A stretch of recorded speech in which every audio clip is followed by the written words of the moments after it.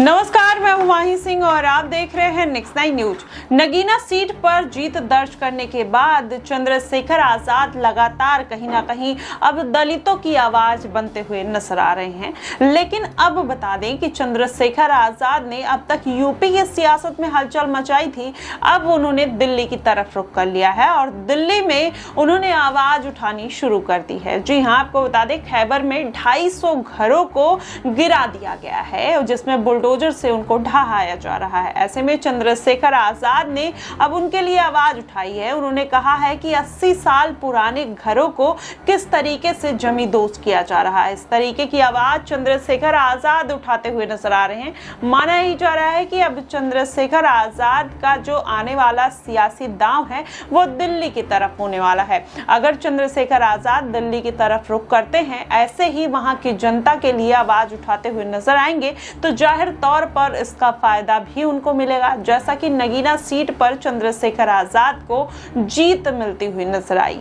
लेकिन अगर देखा जाए, पूरा सियासी समीकरण समझा जाए, तो चंद्रशेखर आजाद के जो रिश्ते हैं वो अरविंद केजरीवाल और कहीं ना कहीं मनीष सिसोदिया के साथ बेहतर हैं। क्या आने वाले विधानसभा चुनाव में चंद्रशेखर आजाद इनको घेरने का प्रयास करेंगे या फिर इनके साथ गठबंधन के लिए हाथ मिलाते हुए नजर आएंगे? ये बात आखिर इसलिए निकल कर आ रही है कि चंद्रशेखर आजाद का अब कहीं ना कहीं यूपी की सियासत से बाहर निकलकर दिल्ली के मुद्दों पर आवाज उठाना, वहां की जनता को सपोर्ट करना, कहीं ना कहीं इस बात का अंदेशा है कि चंद्रशेखर आजाद कहीं ना कहीं अब दिल्ली की तरफ रुख कर सकते हैं। वहीं अगर देखा जाए तो संत रविदास के मंदिर को लेकर जिस तरीके से उन्होंने आवाज उठाई थी, तमाम तरीके की मंदिर जहां पर बुलडोजर खैबर में गिराया जा रहा है, वहां पर घर गिराए जा रहे हैं, वहां पर भी एक मंदिर का मुद्दा कहीं ना कहीं चंद्रशेखर आजाद पूरी तरीके से उठाते हुए नजर आए। तो माना ही जा रहा है कि अब चंद्रशेखर आजाद दिल्ली की तरफ अपना रुख कर सकते हैं